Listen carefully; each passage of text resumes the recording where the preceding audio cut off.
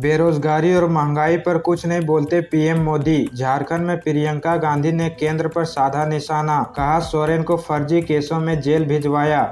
कांग्रेस महासचिव प्रियंका गांधी बुधवार को झारखंड पहुंची। रांची एयरपोर्ट पर उन्होंने आदिवासी महिलाओं के साथ लोक नृत्य किया। इसके बाद उन्होंने गोड्डा और रांची में जनसभा को संबोधित किया। रांची के हाई टेंशन मैदान लोवाडीह नामकुम में जनसभा को संबोधित करते हुए उन्होंने पीएम मोदी और केंद्र सरकार पर निशाना साधा। उन्होंने कहा कि संविधान ही आपको सारे अधिकार देता है, शिक्षा और आरक्षण का अधिकार देता है। आज जनता के सामने महंगाई और बेरोजगारी सबसे बड़ी समस्याएं हैं। देश में बेरोजगारी चरम पर है। आज शिक्षित युवक बेरोजगार है। अगर इन सबको रोजगार मिल जाए तो हम चीन से मुकाबला कर सकते हैं। हर चीज महंगी हो गई है। जीएसटी से सभी परेशान हैं।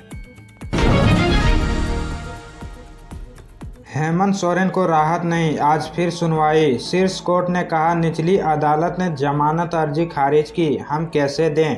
पूर्व मुख्यमंत्री हेमंत सोरेन को सुप्रीम कोर्ट से राहत नहीं मिल पाई है। सुप्रीम कोर्ट के जस्टिस दीपांकर दत्ता और जस्टिस सतीश चंद्र शर्मा की बेंच ने हेमंत के वकील से पूछा कि निचली अदालत अपराध का संज्ञान ले चुकी है। पहले हमें संतुष्ट कीजिए कि जब सोरेन का नियमित जमानत अर्जी खारिज हो चुकी है तो उन्हें लोकसभा चुनाव प्रचार के लिए हम कैसे अंतरिम जमानत दें। इस पर हेमंत के वकील कपिल सिब्बल ने कोर्ट से इन सवालों के जवाब के लिए बुधवार तक का समय मांगा। इसे बेंच ने मंजूर कर लिया। अब इस बुधवार को सुनवाई होगी। सुनवाई के दौरान कपिल सिब्बल ने कहा कि जिस जमीन पर कब्जे के आरोप में ईडी ने हेमंत के खिलाफ कार्रवाई की है वह जमीन सीएनटी एक्ट के तहत भूयहारी प्रकृति की है, जिसकी खरीद बिक्री नहीं हो सकती। इस जमीन की लीज राजकुमार पाहन के नाम पर है। इस जमीन पर बैजनाथ मुंडा और श्यामलाल पाहन भी अपना दावा कर रहे हैं।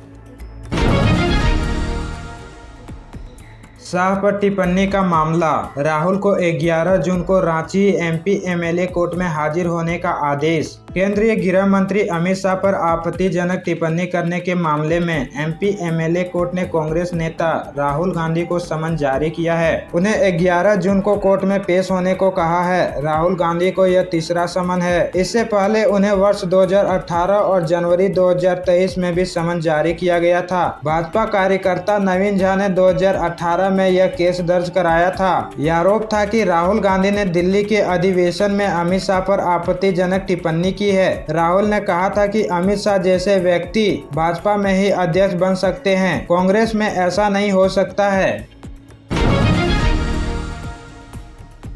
सीएम चंपई सोरेन ने कहा बंद खदानों पर कुछ नहीं बोले पीएम, यह मजदूरों आदिवासियों का अपमान। झारखंड के सीएम चंपई सोरेन ने मंगलवार को कहा कि प्रधानमंत्री नरेंद्र मोदी घाटशिला के मऊ भंडार में आयोजित चुनावी सभा में एचसीएल की बंद खदानों पर कुछ नहीं बोले।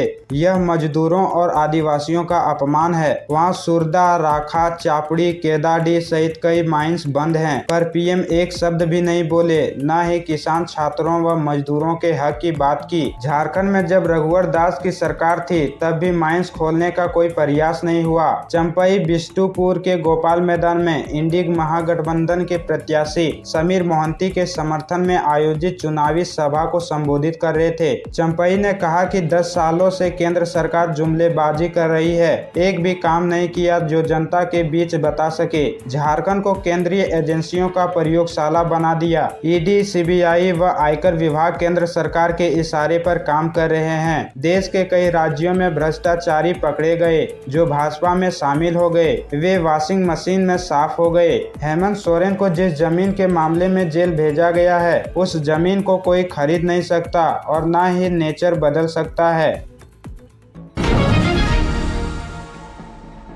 5 दिन की ईडी रिमांड पर मंत्री आलमगीर आलम, पूछताछ में पीएस बोला 92 करोड़ का टेंडर, मंत्री को 1.23 करोड़ कमीशन जाता था। टेंडर घोटाला मामले में मंत्री आलमगीर आलम को कोर्ट ने एक बार फिर 5 दिनों की ईडी रिमांड पर भेज दिया है। मामले की अगली सुनवाई पर 28 मई को होगी। दरअसल मंत्री आलमगीर आलम की कल रिमांड खत्म हो रही थी। इसे लेकर उन्हें ईडी की स्पेशल कोर्ट में पेश किया गया। कोर्ट में पेशी के दौरान ईडी ने पूछताछ के लिए फिर से रिमांड देने की मांग की थी, जिसके बाद कोर्ट ने पूछताछ के लिए 27 मई तक समय दिया। ग्रामीण विकास विभाग में हुए टेंडर कमीशन घोटाले में चीफ इंजीनियर से लेकर मंत्री आलमगीर आलम तक 1.23 करोड़ रुपये का कमीशन फिक्स था। टेंडर से मिले कमीशन के रुपये बांटने के लिए सिंडिकेट के लोग कोडवर्ड का इस्तेमाल करते थे। रक्षा मंत्री राजनाथ सिंह बोले, झामुमो सरकार बनते ही झारखंड में शुरू हुआ भ्रष्टाचार का खेल।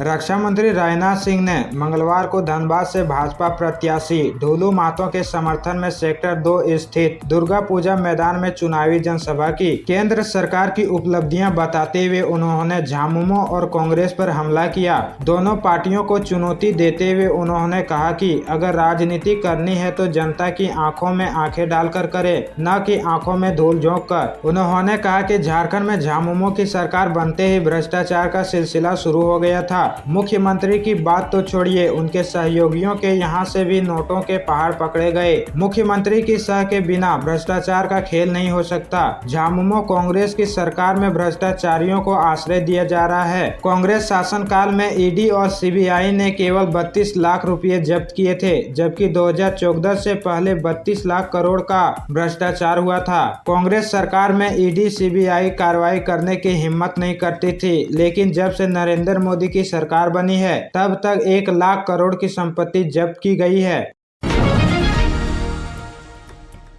हेमंत सोरेन ने सुप्रीम कोर्ट से जमानत याचिका वापस ली। कोर्ट ने कहा, आपने जरूरी तथ्य छिपाए। प्रचार के लिए केजरीवाल का हवाला दिया था।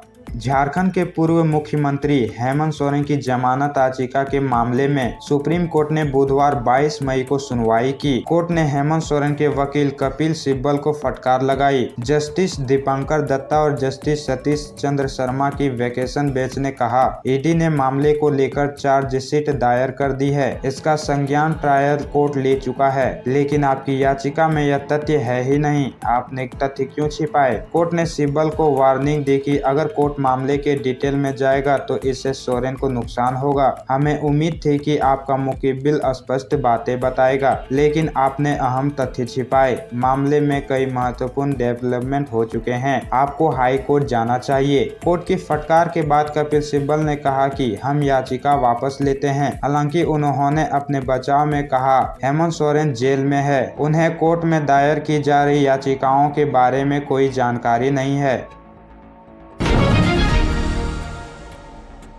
धनबाद संसदीय सीट भाजपा और कांग्रेस दोनों तरफ अपने ही नाराज, भीतरघात बन सकती है बड़ी चुनौती।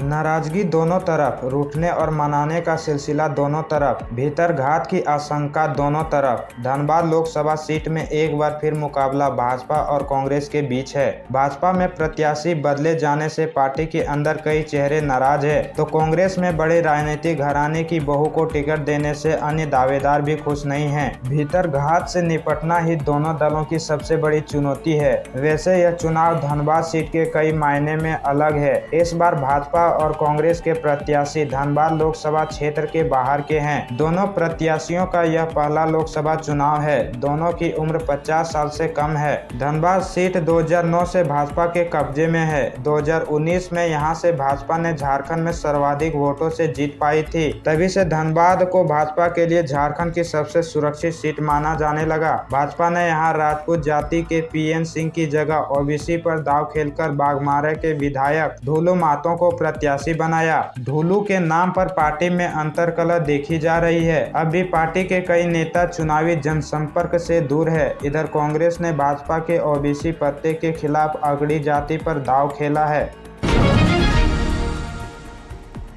रांची एयरपोर्ट फ्री पार्किंग पर रोजाना हो रही बगझक, 10 मिनट में निकलने पर भी वसूले जा रहे 30 रुपये। बिरसा मुंडा एयरपोर्ट की नई पार्किंग व्यवस्था अब यात्री और पार्किंग संचालन के गले की फांस बन गई है। पिक एंड ड्रॉप में 10 मिनट की निःशुल्क व्यवस्था ने उलझा दिया है। यात्री 10 मिनट के नियत समय में ही जब एयरपोर्ट से बाहर निकलते हैं तो भी निकास गेट पर पार्किंग संचालक प्राइवेट वाहन से 30 रुपये चार्ज वसूल रहे हैं। वहीं पार्किंग संचालक की की ओर से यात्रियों के परिजनों को कहा जा रहा है कि एयरपोर्ट पर कोई भी सुविधा फ्री नहीं है। नतीजतन रोजाना भगदड़ की स्थिति बन जा रही है। हद तो यह है कि 1 मई को एयरपोर्ट अथॉरिटी ने प्रेस रिलीज जारी कर रखा था कि पिक एंड ड्रॉप में 8 मिनट का समय बढ़ाकर 10 मिनट कर दिया गया है। हालांकि अब भी एयरपोर्ट परिसर में लगाए गए बोर्ड पर निजी वाहनों के लिए पिक एंड ड्रॉप का समय 8 मिनट ही दिखा रहा है। दूसरी ओर इस पूरे मामले पर एयरपोर्ट अथॉरिटी भी अपना पल्ला झाड़ने लगा है। कई दिनों से फोन करने के बाद भी एयरपोर्ट डायरेक्टर ने कॉल नहीं उठाया और न ही मैसेज का जवाब दिया। झारखंड के 19 जिलों में बारिश वज्रपात का ऑरेंज अलर्ट। 23 से 25 मई प्रदेश में छाए रहेंगे बादल। 27 तक ऐसा ही रहेगा मौसम। मौसम विभाग ने झारखंड के कई जिलों में कल बारिश वज्रपात का ऑरेंज अलर्ट जारी किया था। इस दौरान तेज हवाएं चलने की संभावना जाहिर की थी। जिन इलाकों में बारिश का अलर्ट है उनमें उत्तर पूर्वी और निकटवर्ती मध्य भाग का इलाका शामिल है। इसके अलावा प्रदेश के कई हिस्सों में बादल भी छाए रहेंगे। मौसम विभाग ने जिन जगहों पर कल बारिश की संभावना जाहिर की थी उनमें पाकुड़, साहिबगंज, जामताड़ा, देवघर, दुमका, गोड्डा, धनबाद के कुछ इलाके शामिल हैं। बारिश के बाद प्रदेश के तापमान में कमी देखने को मिल सकती है। अधिकतम तापमान 37 डिग्री रह सकता है। इस बीच राजधानी रांची में बुधवार सुबह अचानक मौसम बदल गया था। आसमान में बादल छाए हुए थे।